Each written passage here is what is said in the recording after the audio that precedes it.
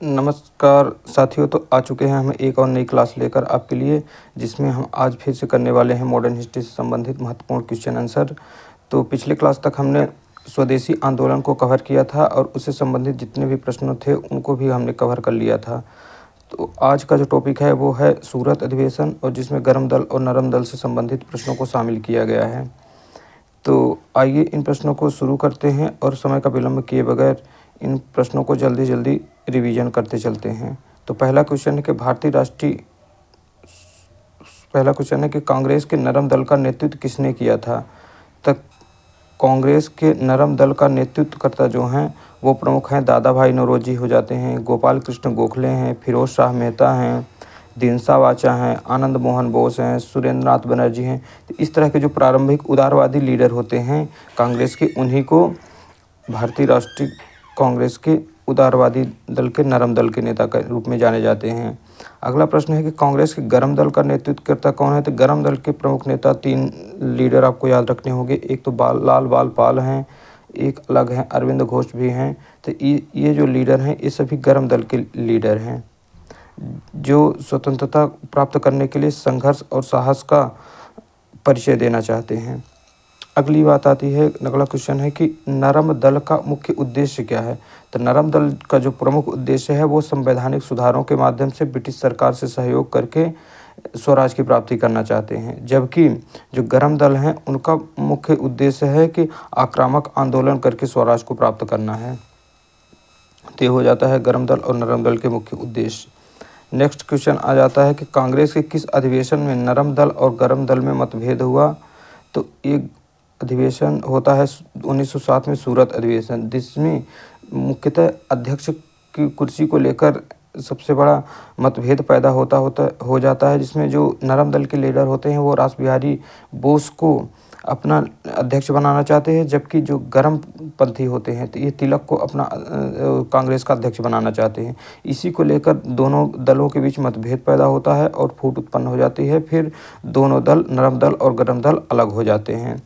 और next question आ जाता है कि सूरत अधिवेशन के समय कांग्रेस का विभाजन किस कारण से हुआ।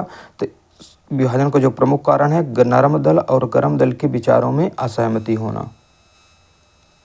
अगला क्वेश्चन है, गरम दल का नारा क्या था।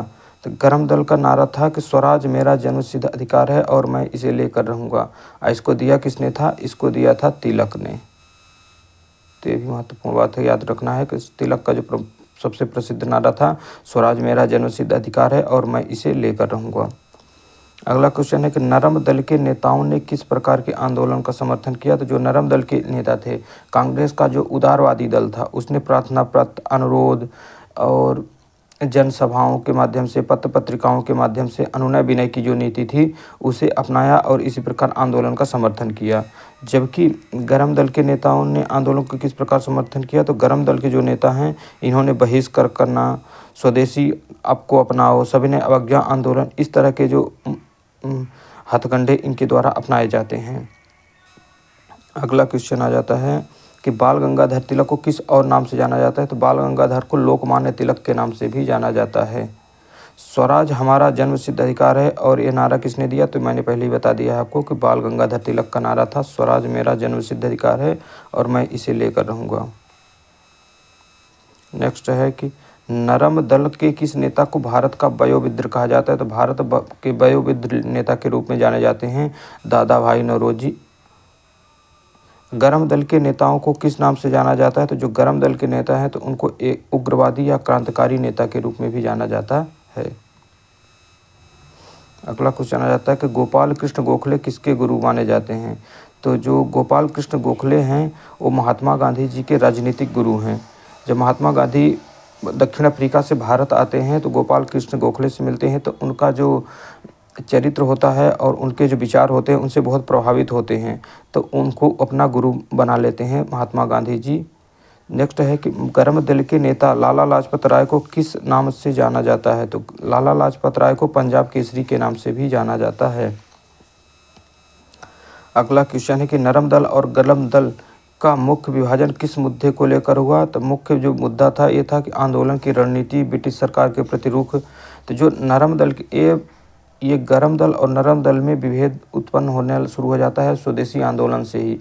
जब स्वदेशी आंदोलन 1905 में बंगाल में प्रारंभ किया जाता है तो जो नरम दल के नेता होते थे इसे सिर्फ बंगाल में इस आंदोलन को चलाना चाहते हैं, जबकि जो गरम दल होते हैं वो पूरे भारत में इस आंदोलन को चलाने का प्रयास करते हैं। इसी को लेकर दोनों के मध्य मतभेद हो जाता है और इसका मतभेद का जो उजागर होता है वो 1907 के सूरत अधिवेशन में दिखाई पड़ता है।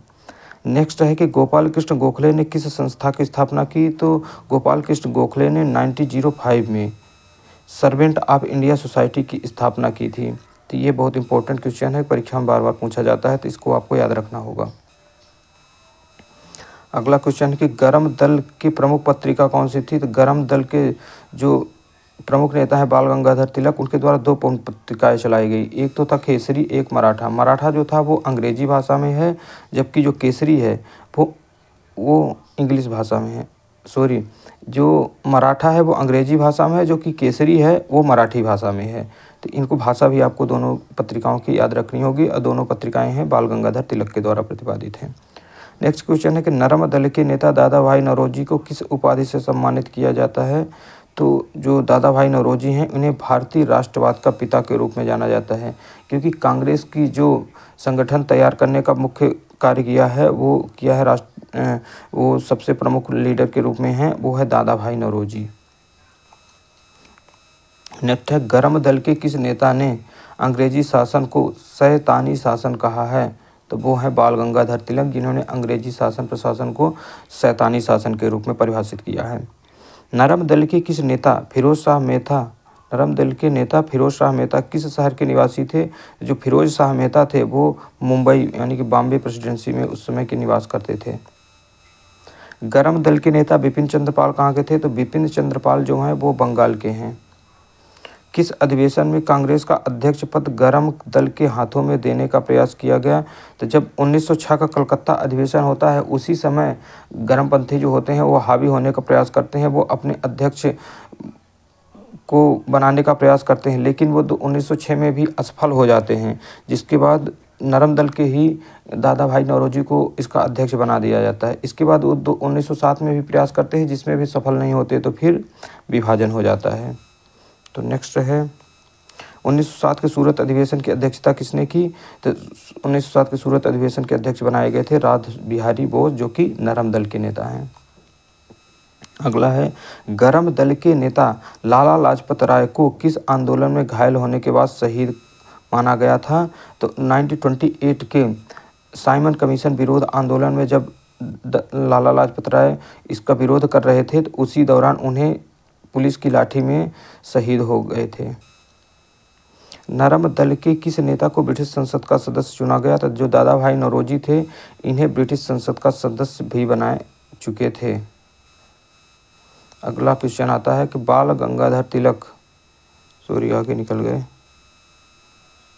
नेक्स्ट ये यहाँ से बाल गंगाधर तिलक ने किस पुस्तक की रचना की थी। तो बाल गंगाधर तिलक ने गीता रहस्य पुस्तक की रचना की थी, और ये पुस्तक उन्होंने रचना की थी मांडले जेल, जो कि म्यांमार में है। उस समय वो जेल में थे और मांडले बर्मा में थे, वहीं इन्होंने गीता रहस्य नामक पुस्तक की रचना करी थी। गरम दल के किस नेता ने कहा था कि ब्रिटिश सरकार से कोई भी सुधार मांगना व्यर्थ है। तो ये बाल गंगाधर तिलक ने ब्रिटिश सरकार से कोई भी सुधार मांगना व्यर्थ है ये बात कही थी। नेक्स्ट क्वेश्चन आ जाता है कि नरम दल के किस नेता ने गुलाम भारत पुस्तक लिखी। तो गुलाम भारत पुस्तक के रचयिता जो हैं वो हैं दादा भाई नौरोजी। नेक्स्ट क्वेश्चन है कि गरम दल के प्रमुख नेता बाल गंगाधर तिलक को किस जेल में भेजा गया था। तो बाल गंगाधर तिलक को मांडले जेल बर्मा में भेजा गया था।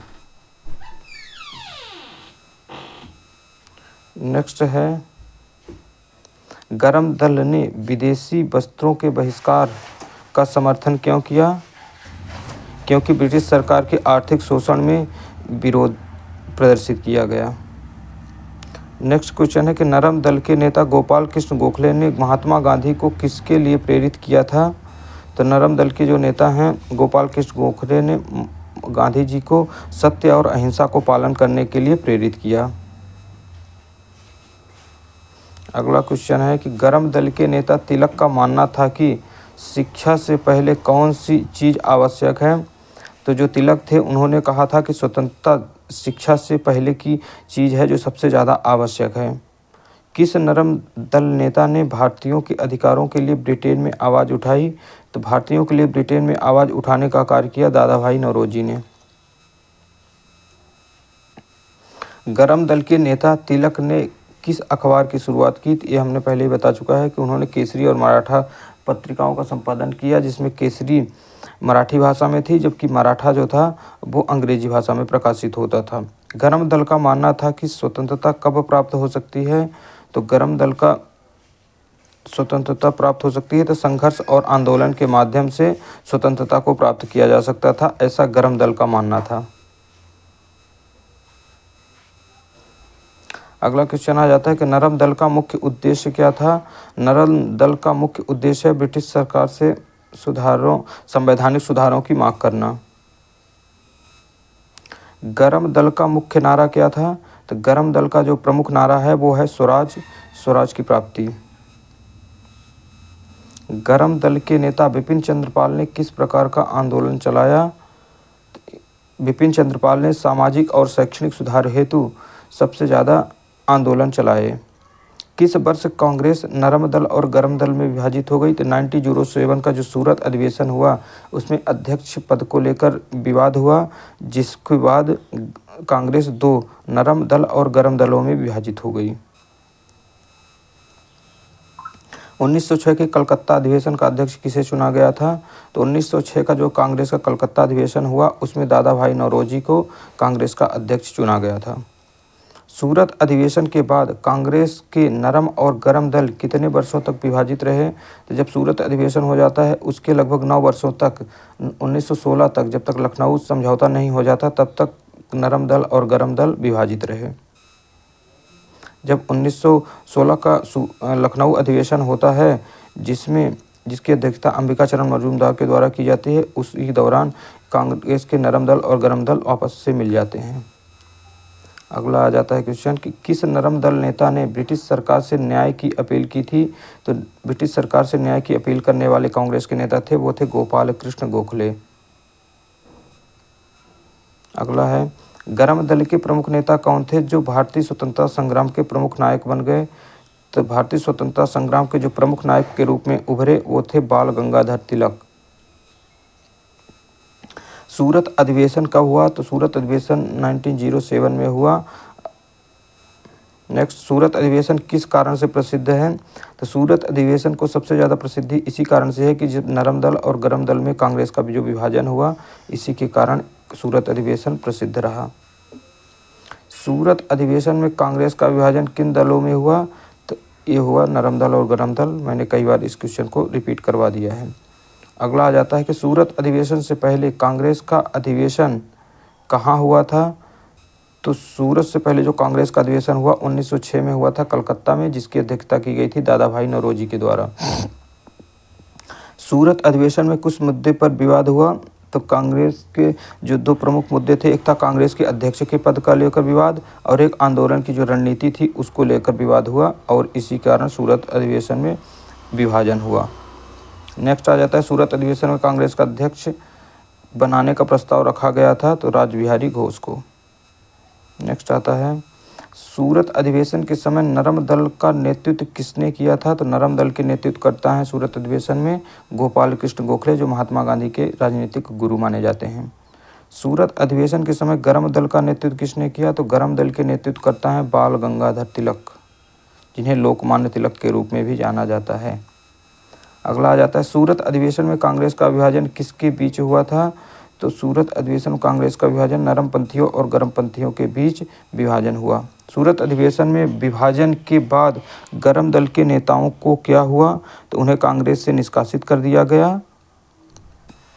नेक्स्ट, सूरत अधिवेशन में अध्यक्ष बनने के लिए किसे प्रस्तावित किया गया था। तो अध्यक्ष का प्रस्ताव दिया गया था रासबिहारी घोष को बनाने के लिए, जिनको बाद में बनाया भी गया। अगला है कि किस कारण से सूरत अधिवेशन में कांग्रेस के भीतर दरार पड़ी। तो नरम दल और गरम दल के विचारों में मतभेद होने के कारण सूरत अधिवेशन में दोनों दलों के भीतर दरार पड़ गई और विभाजन की स्थिति बन गई। गरम दल किस प्रकार का आंदोलन चाहता था? तो गरम दल के जो नेता थे वो आक्रामक और आंदोलनात्मक आंदोलन करना चाहते थे, जबकि जो नरम दल थे वो प्रार्थनाओं, याचनाओं, जनसभाओं के माध्यम से संवैधानिक सुधारों की मांग कर रहे थे। नरम दल किस प्रकार की नीति का समर्थन कर रहा था? तो नरम दल जो थे वो संवैधानिक और संवाद के माध्यम से स्वराज की प्राप्ति करना चाहते थे। नेक्स्ट है, सूरत अधिवेशन में किन रूप में दो मुद्दों पर मतभेद थे? तो जो दो प्रमुख मुद्दे थे, एक तो स्वराज की मांग जिसको आंदोलन की रणनीति के रूप में ले सकते हैं, और एक है अध्यक्ष का पद। सूरत अधिवेशन में किसने गरम दल के विरुद्ध कठोर रुख अपनाया था? तो वो थे नरम दल के नेता। सूरत अधिवेशन में विभाजन के बाद गरम दल ने किस तरह का रुख अपनाया? तो गरम दल के जो नेता थे इन्होंने स्वराज की मांग की और ब्रिटिश शासन के बहिष्कार का रुख अपनाया। सूरत अधिवेशन का स्थान कहाँ था? तो ये था गुजरात में। अगला क्वेश्चन है, सूरत अधिवेशन के दौरान किस प्रकार का माहौल बनाया? तो सूरत अधिवेशन के दौरान माहौल जो था वो काफ़ी तनावपूर्ण हो गया और हिंसक माहौल निर्मित हुआ। सूरत अधिवेशन में पहले कांग्रेस में एकता बनी रहने का प्रयास किसने किया था? तो सूरत अधिवेशन से पहले कांग्रेस में एकता बनाने का प्रयास जो प्रमुख दो वयोवृद्ध लीडर थे, एक तो थे गोपाल कृष्ण गोखले और दूसरे थे दादाभाई नौरोजी, इनके द्वारा किया गया था। नेक्स्ट है, सूरत अधिवेशन के बाद कांग्रेस में कितने वर्षों तक विभाजन रहा? तो वो हमने पहले भी बताया है कि 9 वर्षों तक, 1907 से लेकर 1916 तक।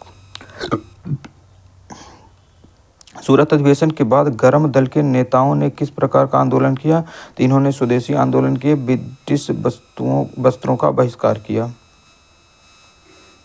सूरत अधिवेशन में किस घटना के कारण हिंसा हुई? तो जो प्रमुख मुद्दा था सूरत अधिवेशन में वो था अध्यक्ष पद के चुनाव में विवाद। सूरत अधिवेशन के बाद कांग्रेस किन धड़ों के हाथों में आ गई? तो जो सूरत के विभाजन के बाद जो प्रमुख कांग्रेस जो प्रमुख रूप से नरम दलों के हाथों में थी।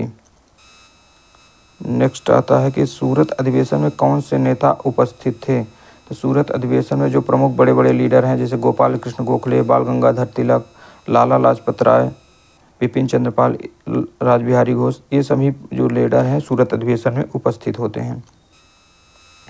गरम दल के नेताओं ने सूरत अधिवेशन के बाद किस प्रकार का आंदोलन किया? तो इन्होंने क्रांतिकारी आंदोलन किए, ब्रिटिश वस्तुओं का बहिष्कार किया, स्वराज प्राप्ति की मांग की। नेक्स्ट है, सूरत अधिवेशन में किसके खिलाफ अधिक विरोध हुआ था? तो सूरत अधिवेशन में बाल गंगाधर तिलक के खिलाफ सबसे ज़्यादा विरोध हुआ। सूरत अधिवेशन में विभाजन के बाद गरम दल के किस संगठन ने जुड़ने का प्रयास किया? तो गरम दल से जो क्रांतिकारी संगठन थे उन्हें जोड़ने का प्रयास किया गया। नेक्स्ट आता है, सूरत अधिवेशन के बाद नरम दल की नीति क्या थी?